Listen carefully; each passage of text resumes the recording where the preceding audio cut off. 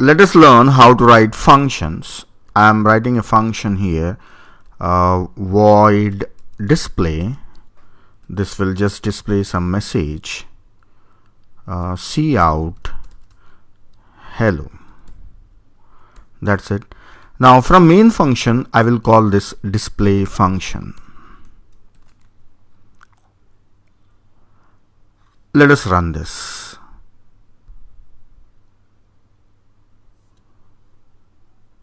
I got a message hello here. Let me debug this.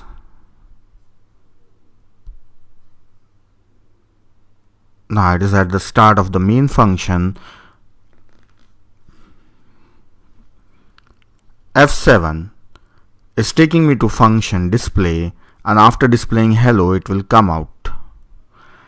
It is back to the main function. So this shows that when you call a function, the control will transfer to the function here, and again after completing of a function it will return back to the main function or calling function. See, this function is not returning anything, so its return type is void and it is not taking any parameters. Let us write few more functions and see.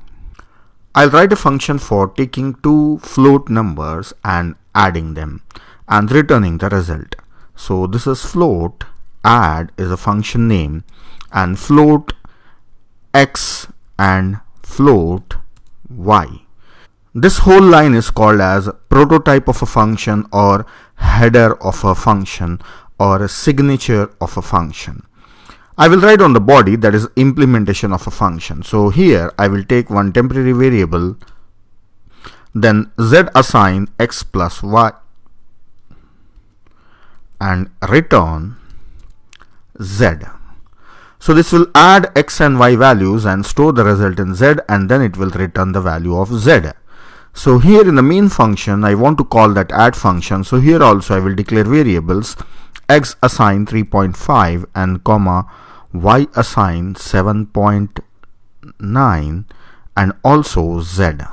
See, one thing to observe here is this function is having variables x, y, z, and in the main function also I am taking x, y, z. Is it allowed? Yes, it is valid. This belongs to main function and these belongs to add function. So two different functions can have variables with the same names, but they will be belonging to different functions. So here I will say z assign add sending x and y. So the value of x and y from main function will be copied in x and y of add function. Then after this I will display the result z, and also I will say NL. Let us run this and see. Here I got the result, that is 10.2. Now let me debug and show you. I'll put a breakpoint here and I will run the program. See, it is on the declaration statement because I have put a breakpoint here. Now if I press F7, then it will go to the next line, that is add. And you can see here inside the watch window the values of x is what the value I have given, and y is 7.9. It's some value what I have given. So it's not exactly the same value. That's it. So internally in the memory the value will not be represented as it is whatever it is given, because it is float type. You know how the float numbers are stored. They are stored in the form of mantissa and exponent, so it will not be exact value. Now z is not having any value and it is 0. It is having 0. We did not yet receive the result. And here inside the watch window it is showing x, y, z, three variables. Now I'll press F7 again. Now it has entered here and it is inside add function. So now you can see inside the watch window there are three variables x, y, z, and these variables belongs to add function.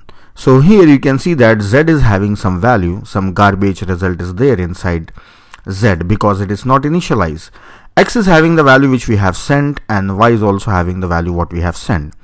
Now pressing F7 will get the value of z, and we got the result of z and return z. It is on the statement return z, and the control will come back to the calling function, that is main function. So it's back into the same line. If I press F7, See, no, the value of z is not yet changed. It is back to this line, the value of z is not yet changed. If I press F7, now that result is brought into z variable. So z variable, you can see that it is having that result now that was sent from this function. And now it's about to display. It's on this line. Press F7, it will display here. You can see that 10.2 is displayed here. So that's it. So this is how the function calls are made and how the control transfer to the function and return backs to the calling function. We have seen this one. I'll write one more function for taking three numbers and finding the maximum of three numbers. So I will take integer type numbers and the function name I will call it as maxim and integer a comma integer b comma integer c. So it is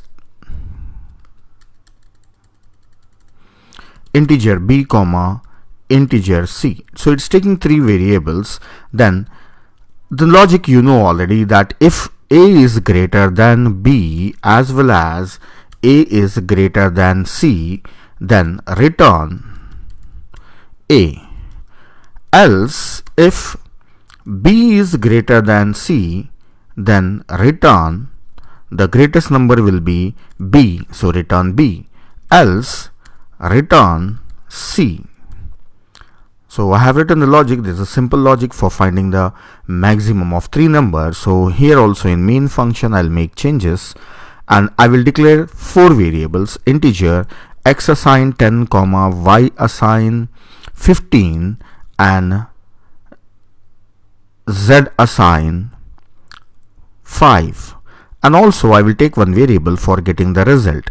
So then r assign maxim of x comma y comma z. Now the result will be in r, so I will say cout r and also endl. So from here I am calling this function maxim, and this is the maxim function, and it will take three values, whatever the x and y z and values what I am sending, that will be copied in a, b, c respectively. Then it will find out the greatest of three numbers, whether a is greater or b is greater, c is greater, whichever is greater, it will return the result. Let us run and see what value I get. So I should get value 15. Yes, I got the answer 15. So this is for finding maximum of three numbers. So in this way you can write various functions. I'll be giving you some challenges so you can solve those problems.